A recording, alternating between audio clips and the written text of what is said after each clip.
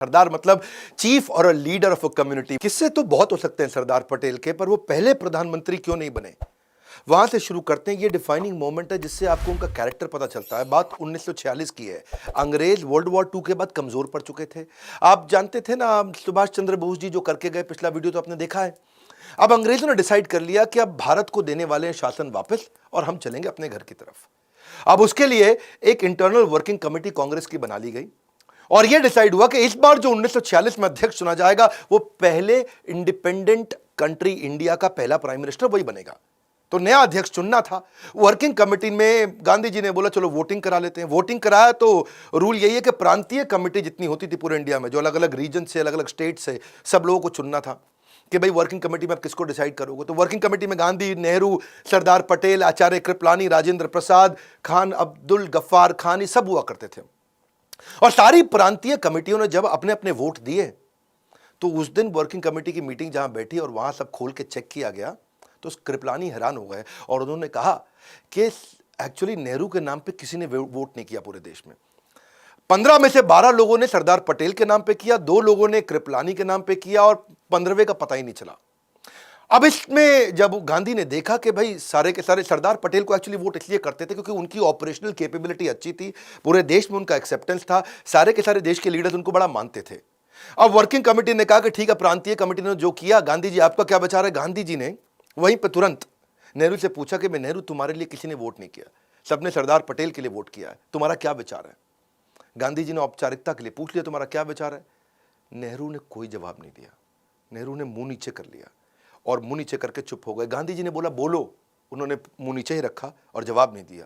गांधी जी को समझ आ गया कि नेहरू दूसरे नंबर की पोजीशन को एक्सेप्ट नहीं करना चाहते, प्रधानमंत्री वही बनना चाहते हैं। अंदर से गांधी की भी इच्छा थी कि इसको प्रधानमंत्री बनाया जाए।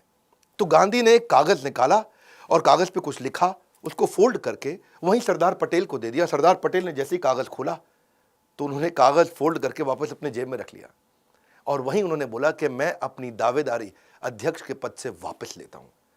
सब देखने लगे सरदार पटेल को, सब समझ गए कि गांधी जी ने मना कर दिया कागज पर लिख के, और उन्होंने अपनी दावेदारी तुरंत वापस भी ले ली। अब बात यह है कि सरदार पटेल उस एकलव्य की तरह थे और गांधी उस द्रोणाचार्य की तरह थे जो अपने अर्जुन नेहरू प्राइवेटली उसी को आगे बढ़ाना चाहते थे। और नेहरू क्योंकि अध्यक्ष बनना चाहते थे, बाद में जब यह डिसाइड हो गया कि यही प्राइम मिनिस्टर बनेंगे आगे चल के, तो कुछ पत्रकारों ने आकर के पूछा भी गांधी से कि जब पूरा देश चाहता था कि सरदार पटेल को ही प्रधानमंत्री बनाया जाए, उन्हीं को अध्यक्ष बनाया जाए ताकि वो प्रधानमंत्री बने, क्या आपको विश्वास नहीं था सरदार पटेल की कैपेबिलिटीज पे। गांधी बोले नहीं, विश्वास तो पूरा है, लेकिन दूसरे नंबर का पोजीशन नेहरू एक्सेप्ट नहीं करते। तो बोले कोई बात नहीं, पूरा देश तो सरदार पटेल को चाहता था। बोले सरदार पटेल तो मेरी बात मान जाते हैं ना, नेहरू मानता नहीं। और नेहरू जो है ना, उसके साथ दिक्कत यह, अगर वो नहीं मानता और वो कांग्रेस तोड़ देता तो अंग्रेज उसका बड़ा फायदा उठा लेते। Nehru is the only English man, Nehru ही एक अकेला इंग्लिश मैन है हमारे देश के अंदर जो जाके अंग्रेजों के साथ बातचीत कर लेगा।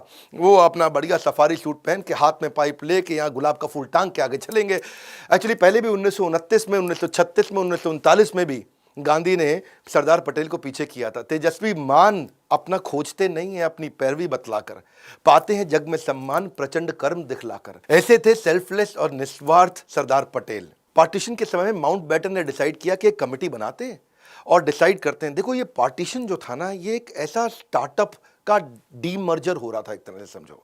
2 नए देश बनने वाले थे और जैसे समझो जब हीरो और होंडा अलग हुए तो डिसाइड करना था कि भाई हीरो के पास क्या जाएगा, होंडा के पास क्या जाएगा। वो डीमर्जर हो रहा है। मैन पावर किसके पास जाएगी, कैश इन सरप्लस किसके पास जाएगा, रिजर्व्स किसके पास जाएंगे, लायबिलिटी किसके पास आएगी, प्लांट किसके पास जाएगा, मशीनरी किसके पास जाएगी, जमीनें किसके पास जाएंगी। ऐसे ही माउंटबेटन ने डिसाइड करना था कि मेरे को यहाँ से भारत की तरफ से और पाकिस्तान की तरफ से, दोनों की तरफ से मुझको एक एक लीडर चाहिए इस मीटिंग में जो नेगोशिएट करेगा।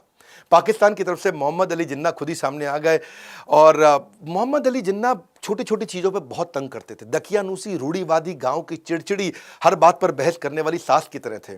और नेहरू जानते थे कि इतना नेगोशिएट हमारी तरफ से तो खाली सरदार पटेल कर सकते हैं, तो उन्होंने सरदार पटेल को आगे कर दिया। अब हर एक चीज़ पे बहस होने लगी। वो 3 महीने बड़े अजीबोगरीब गए।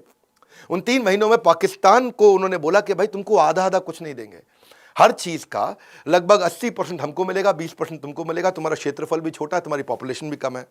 और पाकिस्तान को अगर तुम्हें हम इतनी सारी फैसिलिटी दे रहे हैं तो हमारे कर्जे को भी तुम्हारे को अपने ऊपर लेना पड़ेगा।